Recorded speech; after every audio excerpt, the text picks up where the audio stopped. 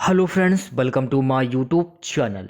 आज के इस वीडियो में जो आपका राजस्थान वनपाल वन रक्षक का एग्ज़ाम होने वाला है 6 नवंबर, 12 नवंबर और 13 नवंबर को, उन्हीं के टॉप मोस्ट इम्पॉर्टेंट क्वेश्चंस को यहाँ पर डिस्कस करने वाले हैं। और मैं आप लोगों को ये 100% गारंटी देता हूँ कि राजस्थान वनपाल वन रक्षक के एग्ज़ाम में बिल्कुल ऐसे ही क्वेश्चन पूछे जाएंगे। तो इस वीडियो को पूरा जरूर देखिए। वीडियो अच्छा लगे वीडियो को लाइक शेयर जरूर करें। जिन बच्चों ने चैनल को सब्सक्राइब नहीं किया है प्लीज़ चैनल को सब्सक्राइब करें और नोटिफिकेशन बेल को ऑन कर लीजिए। जब आप नोटिफिकेशन बेल को ऑन करेंगे तभी मेरे नए नोटिफिकेशन आप सभी लोगों तक आसानी से पहुंच जाएगी। तो चलिए स्टार्ट करते हैं आज का वीडियो। तो आज के सेशन में पहला क्वेश्चन रहेगा, राजस्थान के किस क्षेत्र में बांगड़ी बोली बोली जाती है? तो सही आंसर हो जाएगा ऑप्शन ए, राजस्थान के डूंगरपुर में बांगड़ी बोली बोली जाती है। इस क्वेश्चन से रिलेटेड एक्स्ट्रा फैक्ट जान लीजिए। बांगड़ी भाषा राजस्थान, हरियाणा और पंजाब के एक दूसरे से सीमावर्ती क्षेत्र में बोली जाने वाली एक उपभाषा है, जो राजस्थानी, पंजाबी और हरियाणवी भाषाओं की उपभाषा सतति में स्थित एक भाषा है। बांगड़ी को पाकिस्तान के पंजाब प्रांत के बहावलपुर और बहावलनगर जिलों में भी बोला जाता है। तो ये सारे पॉइंट आपको अच्छे से याद करने हैं। जो बांगड़ी भाषा जो है ये पाकिस्तान के पंजाब प्रांत के बहावलपुर और बहावलनगर जिलों में ये बोली जाती है। चलिए बात करेंगे अगले क्वेश्चन की। दूसरा क्वेश्चन है गाइस, बनास चंबल सीप का त्रिवेणी संगम किस स्थान पर है? सही आंसर हो जाएगा ऑप्शन ए, बनास चंबल और सीप का त्रिवेणी संगम रामेश्वर घाट पर स्थान पर स्थित है। इस क्वेश्चन से रिलेटेड एक्स्ट्रा फैक्ट जान लीजिए। राजस्थान राज्य के सवाई माधोपुर जिले की रामेश्वरम नामक जगह पर बनास नदी, चंबल नदी तथा सीप नदी के द्वारा त्रिवेणी संगम बनाया जाता है। तो ये सारे फैक्ट आपको याद कर लेने हैं। तीसरा क्वेश्चन देखिएगा गाइस। तीसरा क्वेश्चन क्या है, राजस्थान में सशस्त्र क्रांति की लहर को आगे बढ़ाने में सबसे महत्वपूर्ण योगदान किस परिवार का है? सही आंसर हो जाएगा ऑप्शन बी, राजस्थान में सशस्त्र क्रांति की लहर को आगे बढ़ाने में सबसे महत्वपूर्ण योगदान वाहरट परिवार का है। चौथा क्वेश्चन, बीकानेर शासक राठौड़ों की इष्ट देवी निम्न में से कौन सी हैं? तो सही आंसर हो जाएगा ऑप्शन बी, बीकानेर शासक राठौड़ों की इष्ट देवी हैं करणी माता। पांचवा क्वेश्चन, सिर पर छिद्र युक्त मटके पर दीपक रखकर कौन सा नृत्य किया जाता है? सही आंसर हो जाएगा ऑप्शन बी, सिर पर छिद्र युक्त मटके पर दीपक रखकर घुड़ला नृत्य किया जाता है। सुगा छठा क्वेश्चन देखेगा, राजस्थान के किस जिले में सर्वाधिक खारे पानी की झील स्थित है? तो सही आंसर हो जाएगा ऑप्शन सी, राजस्थान के नागौर जिले में सर्वाधिक खारे पानी की झील स्थित है। इस क्वेश्चन से रिलेटेड एक्स्ट्रा फैक्ट जान लीजिए। राजस्थान की खारे पानी की झीलें प्रमुख नमक स्रोत हैं। राज्य में सर्वाधिक खारे पानी की झीलें नागौर जिले में पाई जाती हैं। तो ये सारे फैक्ट आपको याद कर लेने हैं। राजस्थान की खारे पानी की झीलें प्रमुख नमक स्रोत हैं। और बात करें राजस्थान में सर्वाधिक खारे पानी की झीलें कहाँ पर स्थित है? नागौर जिले में। सातवां क्वेश्चन देखिएगा, राज्य में सर्वाधिक अच्छी किस्म की ऊन देने वाली भेड़ की नस्ल कौन सी है?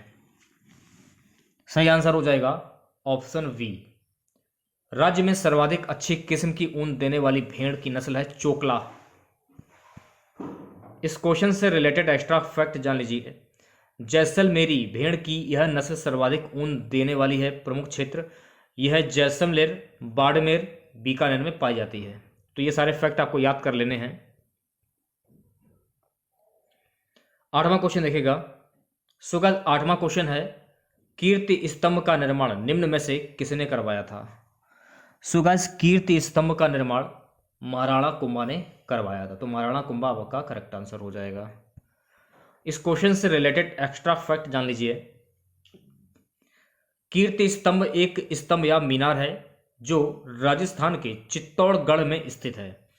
इसे भगेरवाल जैन व्यापारी जीजाजी कथोड़ ने 13वीं शताब्दी में बनवाया था। यह 22 मीटर ऊंची है।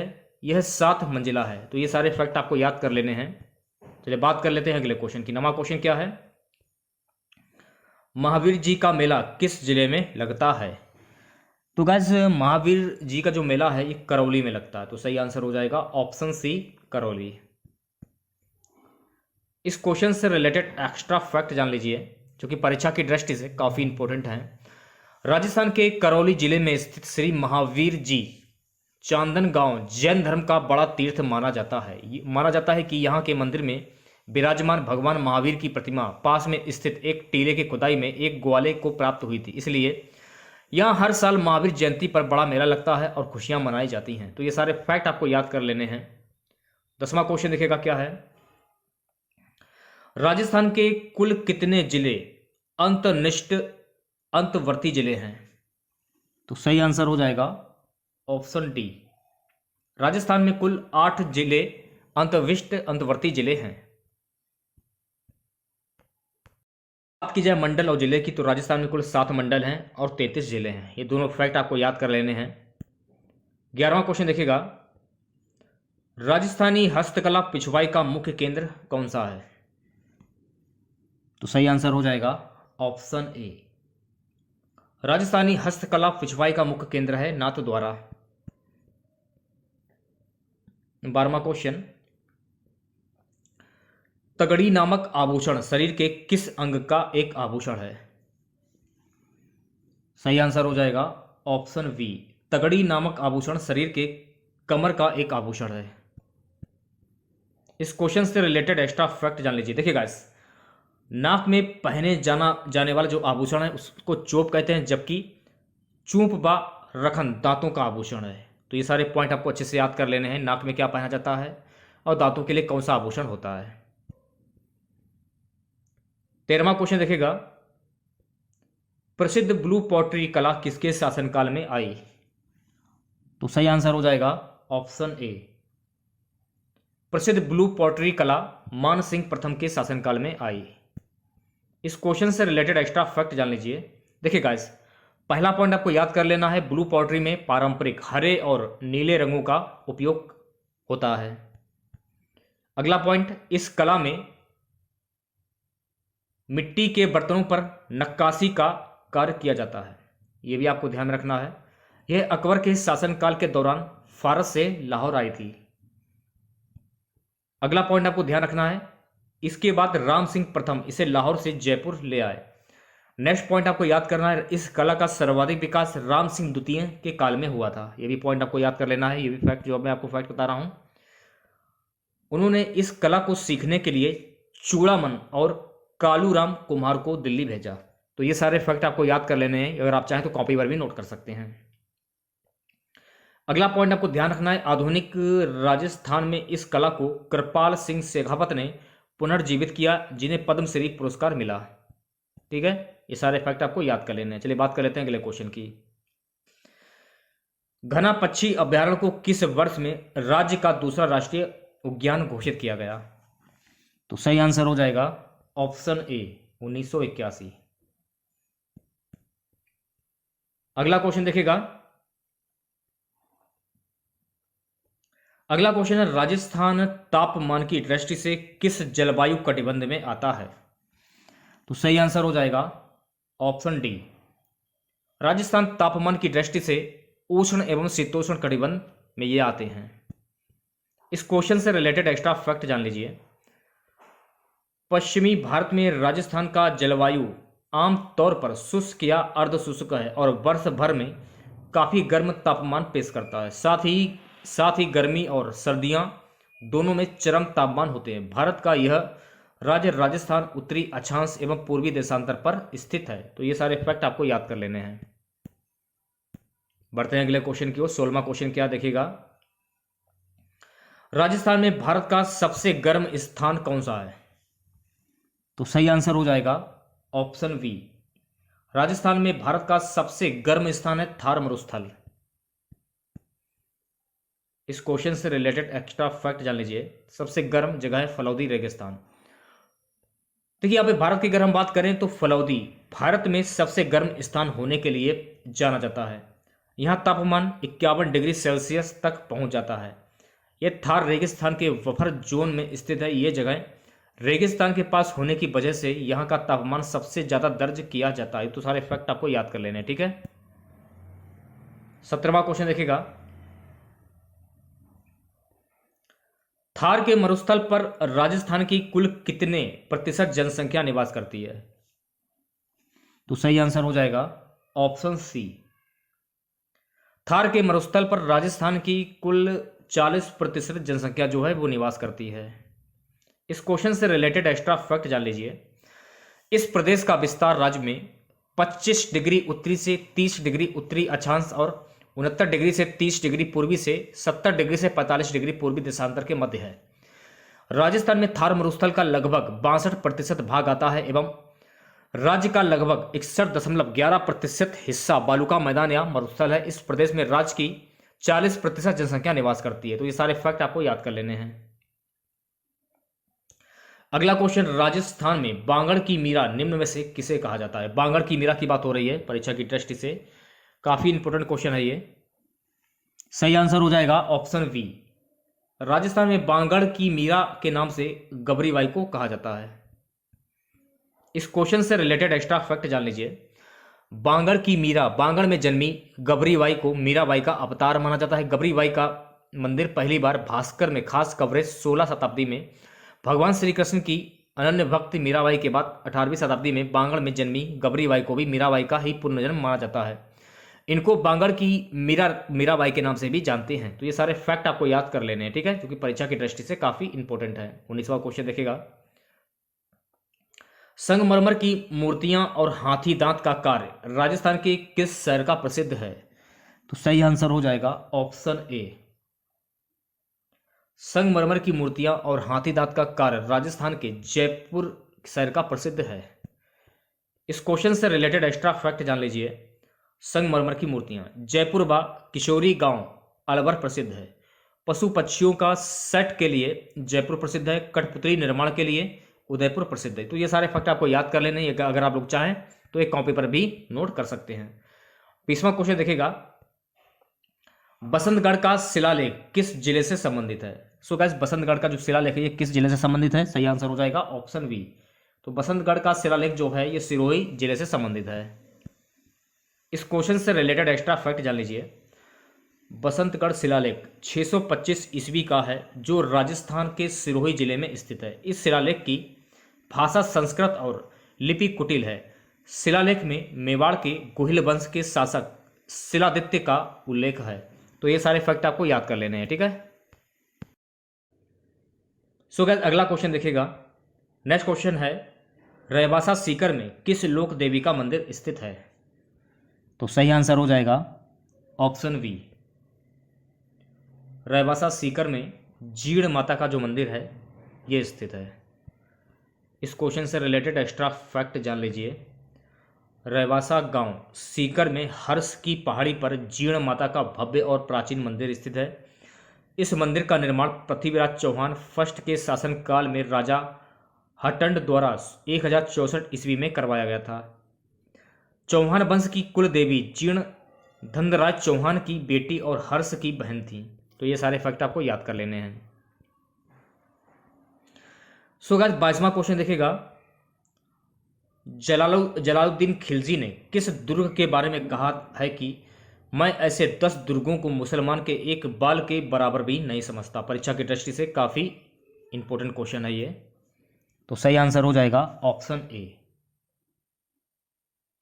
जलालुद्दीन खिलजी ने कुंभलगढ़ दुर्ग के बारे में कहा है कि मैं ऐसे 10 दुर्गों को मुसलमान के एक बाल के बराबर भी नहीं समझता।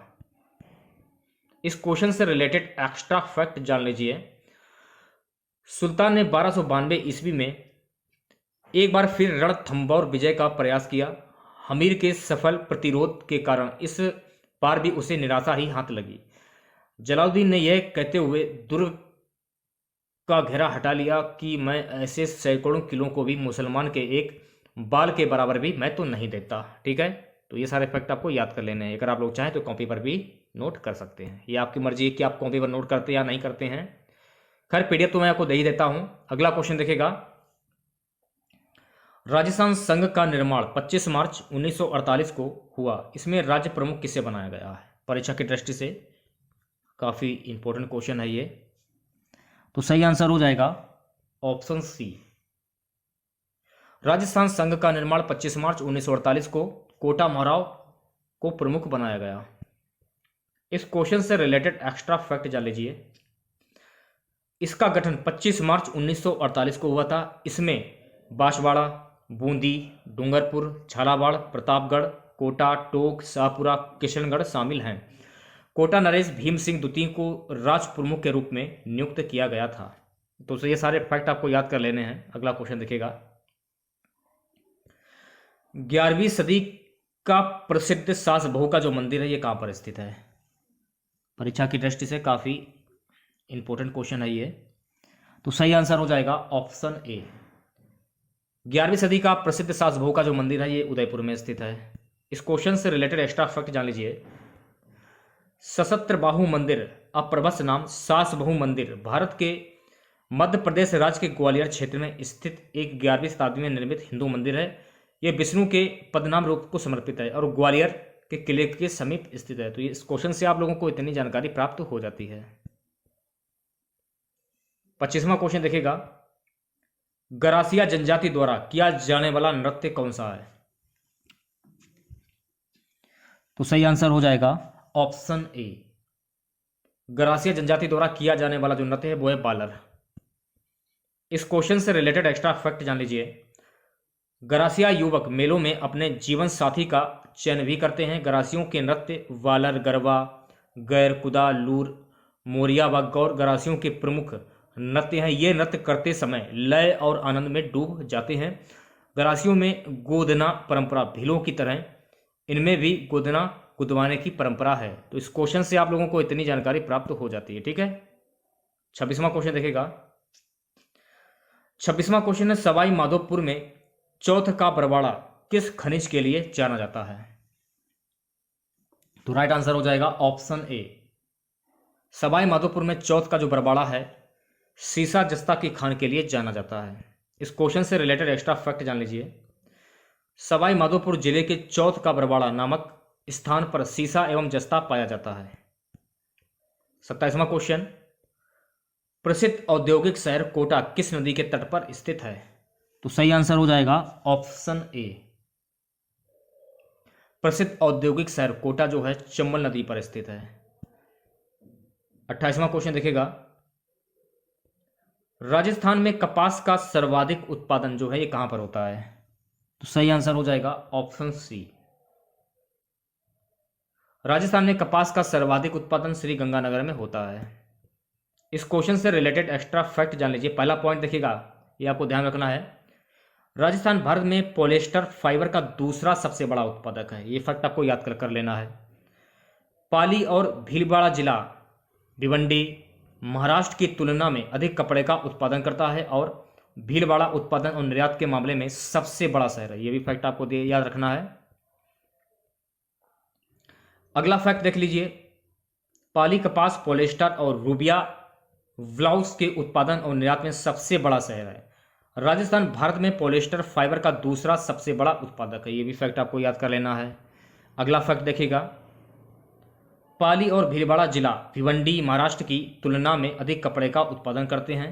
भीलवाड़ा उत्पादन और निर्यात के मामले में सबसे बड़ा शहर है। ये भी फैक्ट आपको याद कर लेना है।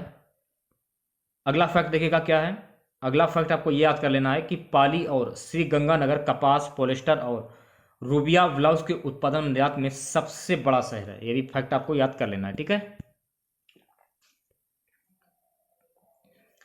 29वां क्वेश्चन, पीतल और डिंगल भाषा में लिखे गए ग्रंथ कौन से हैं? तो सही आंसर हो जाएगा, इसका आंसर आपको कमेंट बॉक्स में बताना है। ठीक है, पीतल और डिंगल भाषा में लिखे गए ग्रंथ जो होते हैं ये कौन से हैं? गंगा लहरी, बी है वेलिकेशन रुक्मणी री, सी हरिदास, डी है ए तथा बी दोनों। अगला क्वेश्चन देखिएगा, सिद्ध मीनाकारी थेवा कला का संबंध किस जिले से है? परीक्षा की दृष्टि से काफी इंपॉर्टेंट क्वेश्चन है। तो सही आंसर हो जाएगा ऑप्शन बी, सिद्ध मीनाकारी थेवा कला का संबंध प्रतापगढ़ जिले से है।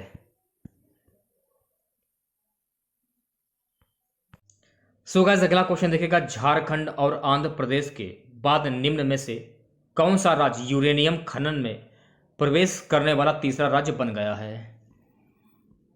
तो सही आंसर हो जाएगा ऑप्शन ए, झारखंड और आंध्र प्रदेश के बाद राजस्थान यूरेनियम खनन में प्रवेश करने वाला तीसरा राज्य बन गया है। इस क्वेश्चन से रिलेटेड एक्स्ट्रा फैक्ट जान लीजिए, झारखंड और आंध्र प्रदेश के बाद राजस्थान यूरेनियम खनन में प्रवेश करने वाला तीसरा राज्य बन गया है। झारखंड और आंध्र प्रदेश के बाद अब राजस्थान में यूरेनियम का विशाल भंडार मिला है। सीकर के खंडेला इलाके में खनन शुरू करने की तैयारी जोरों पर है। तो इस क्वेश्चन से आप लोगों को इतनी जानकारी प्राप्त हो जाती है। चलिए बात कर लेते हैं अगले क्वेश्चन की। सो गाइस, अगला क्वेश्चन है 32वां, राजस्थान सरकार ने डैश से राजकीय कार्यालयों में एकल उपयोग वाली प्लास्टिक वस्तुओं के उपयोग को प्रतिबंधित कर दिया है। तो सही आंसर हो जाएगा ऑप्शन ए, 1 जुलाई 2022 से।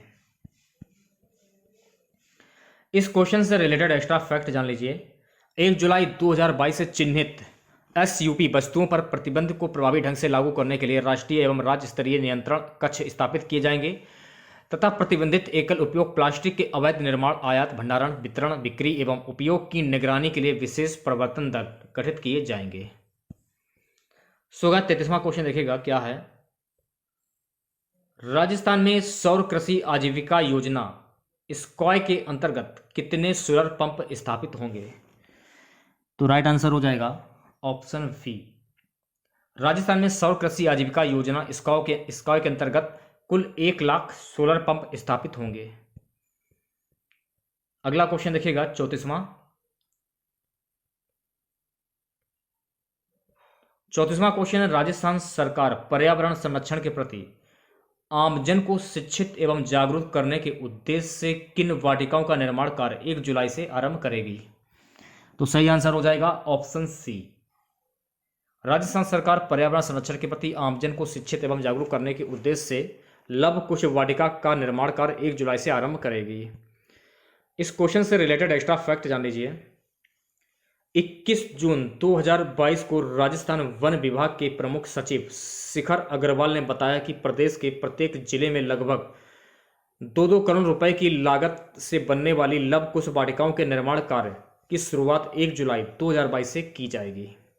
तो ये फैक्ट आपको याद कर लेना है। अगर आप लोग चाहें तो कॉपी पर भी नोट कर सकते हैं, वो आपकी मर्जी है कि नोट करेंगे या नहीं करेंगे। फिलहाल अगला क्वेश्चन देखिएगा, जून 2022 में राजस्थान उच्च न्यायालय का मुख्य न्यायाधीश किसे नियुक्त किया गया है?